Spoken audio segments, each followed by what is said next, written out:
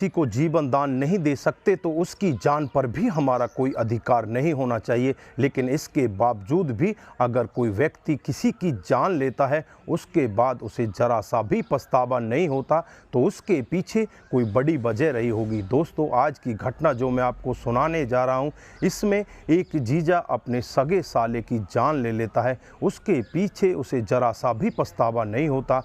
जब लोग बाग इस पूरे वाक़या को सुनते हैं तो लोग बाग भी यही कहते हैं कि इसने ठीक किया। दोस्तों, ऐसा क्या हुआ था जीजा साले के बीच में, जो जीजा अपने साले की जान ले लेता है और उसके पीछे ज़रा सा भी पछतावा नहीं करता। दोस्तों, अगर आप भी पूरा मामला सुनेंगे तो एक बार के लिए आप भी दंग रह सकते हैं, आप भी सोचने के लिए मजबूर हो सकते हैं। आइए दोस्तों, जानते हैं पूरा मामला क्या था। नमस्कार, जय हिंद। आप देख रहे हैं APH न्यूज़ राहुल रावत के साथ। तो दोस्तों, आज की जो हकीकत की घटना आपको बताने जा रहा हूं, राजधानी दिल्ली में एक क्षेत्र पड़ता है नरेला थाना क्षेत्र। ये नरेला थाना क्षेत्र की हकीकत की घटना है।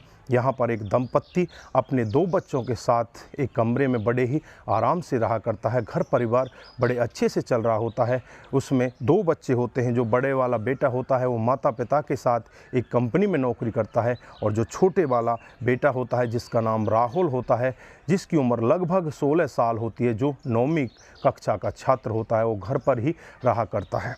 3 सितंबर रात के करीब 8 बजे का वाक़या होता है। जब माता पिता अपने घर के अंदर आते हैं तो घर के अंदर खून के छींटे पड़े होते हैं। जिन खून के छींटों को देखकर उनकी एकदम से चीख निकल आती है। अड़ोसी पड़ोसी मौके पर पहुंच जाते हैं, और जैसे ही आगे की तरफ कमरे में जाकर देखा जाता है तो उनका 16 साल का राहुल सिसकियां भरकर बहुत ही तेज़ी के साथ रो रहा होता है। उसकी हालत बहुत ही ज़्यादा गंभीर होती है। उससे पूछने की कोशिश की जाती है, लेकिन वो कुछ बोल ही नहीं पाता। उसके शरीर से बहुत ही ज़्यादा ब्लड बह रहा होता है।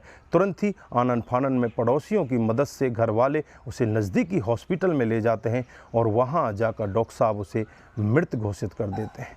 पुलिस को खबर की जाती है। पुलिस मौके पर पहुंच जाती है, और मौके पर पहुंचने के बाद अपनी जांच पड़ताल में लगती है। उस डेड बॉडी को उठाकर पोस्टमार्टम के लिए भेज दिया जाता है। इधर आसपास के जो CCTV कैमरे होते हैं सबको खंगाला जाता है, लेकिन कहीं से कोई क्ल्यू नहीं मिल पाता। आसपास के जो 100 लोग होते हैं उनसे भी बातचीत की जाती है, उनसे भी कहीं से कोई खुलासा नहीं हो पाता।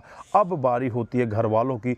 घर वालों से बातचीत की जाती है, सारे एंगल जांचे जाते हैं कि कहीं इसकी किसी के साथ दुश्मनी तो नहीं, कहीं कोई इसका ऐसा दोस्त तो नहीं जो इसके साथ में गलत काम करके गया हो। सारे एंगलों से जांच पड़ताल की जाती है, लेकिन कहीं से भी कोई खुलासा नहीं हो पाता। फिर घर वालों से जब बातचीत की जाती है तो घर वाले एक ताले का जिक्र करते हैं, और ताले का जिक्र आते ही पुलिस समझने में देरी नहीं लगाती। घर वाले बताते हैं कि जैसे ही हम अपने घर के अंदर आते हैं तो ताला बाहर से लगा हुआ था, और ताले के अंदर कमरे में हमारा लड़का पड़ा हुआ था। जब पुलिस वाले इस तरह का वाक़या सुनते हैं तो पुलिस वाले कहते हैं कि ये ताला कैसे लगा हुआ था। फिर घर वाले बताते हैं कि हमारे इस ताले की 3 चाबियां होती हैं। एक तो हमारे पास रहा करती थी, एक हमारे घर के अंदर ही रहा करती थी, और एक हमारी बेटी के पास रहा करती थी। फिर पुलिस वाले बेटी के बारे में जानकारी लेते हैं तो बेटी 2020 में ही लव मैरिज कर लेती है।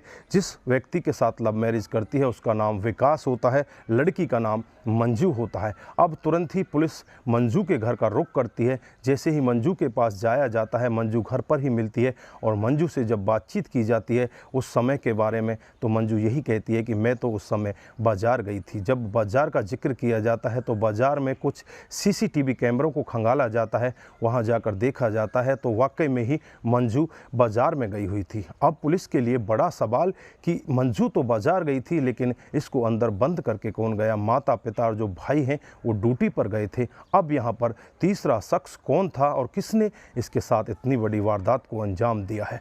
पुलिस तमाम तरह की कोशिशें करती है, और जो मंजू का पति होता है विकास, उसे अपनी गिरफ्तारी में लेती है। विकास पहले तो इधर उधर की बातों से पुलिस को उलझाने की कोशिश करता है, लेकिन जब विकास के साथ सख्ती से पूछा जाता है तो विकास टूट जाता है और सब कुछ सच सच बताने लगता है। वो बताता है कि साहब, रक्षाबंधन का टाइम होता है, जब मंजू का भाई जो राहुल होता है वो हमारे घर पर आ जाता है। घर पर दिन में राखी बंधवा कर उसके साथ ही रहने लगता है, और जैसे ही रात हो जाती है वो अपनी बहन के साथ सोने की जिद करता है।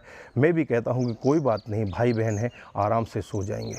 जैसे ही रात होती है हम खाना पीना खा लेते हैं और खाना पीना खाने के बाद जो राहुल होता है अपनी बहन के साथ ही उसी के कमरे में सोने की जिद करता है। मैं कह देता हूं कि ठीक है, कोई बात नहीं, तुम भाई बहन इस कमरे में सो जाओ, मैं दूसरे कमरे में जाकर सो जाता हूं। लेकिन उसकी बहन उसे वहां सुलाना नहीं चाहती थी, उसे दूसरे कमरे में सुलाना चाहती थी। उसके बावजूद जैसे ही वो दोनों सो जाते हैं, मैं भी अपने कमरे के अंदर चला जाता हूं।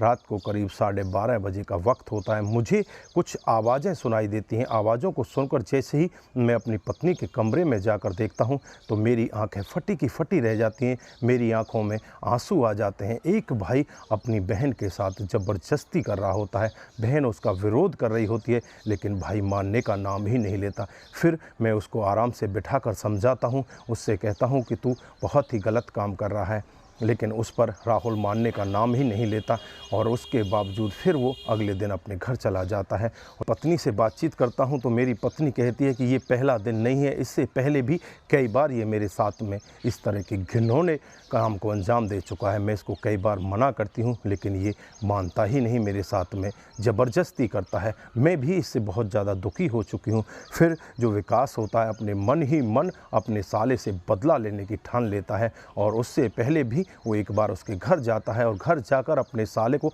समझाने की कोशिश करता है, लेकिन साला कहता है कि ये मेरा आपसी मैटर है, मैं कुछ भी करूं इसमें तू कौन होता है मुझे रोकने वाला। अब जो विकास होता है उसे बहुत ही ज़्यादा गुस्सा आ जाता है और गुस्से में वो अपने आप को काबू नहीं कर पाता और 3 सितंबर के दिन वो उनके घर पर पहुंच जाता है। जब राहुल वहां पर घर में अकेला होता है, जो चाबी मंजू के पास होती है उसे वो ले जाता है। मंजू उस समय बाजार गई हुई थी, चाबी को ले जाकर घर का दरवाज़ा खोलता है, अंदर राहुल बैठा पाता है। राहुल को फिर से समझाने की कोशिश करता है, राहुल का वही जवाब होता है।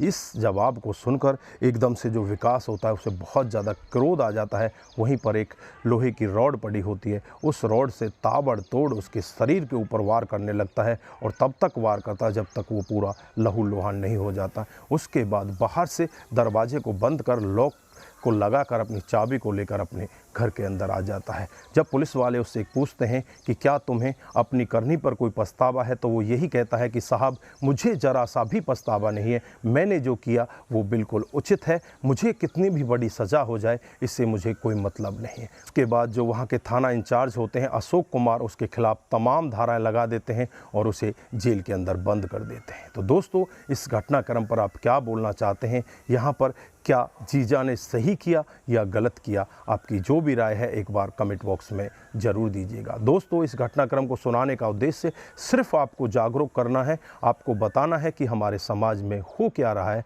दरिंदे इस तरह के हो जाते हैं जो भाई बहन जैसे पवित्र रिश्ते को भी तार तार कर जाते हैं। दोस्तों, आज के लिए बस इतना ही, फिर मिलते हैं किसी नए मूड के साथ। तब तक के लिए आप अपना ख्याल रखें, अपने परिवार का ख्याल रखें, सतर्क रहें, सावधान रहें और ऐसे क्राइम को अपने आसपास ना होने दें।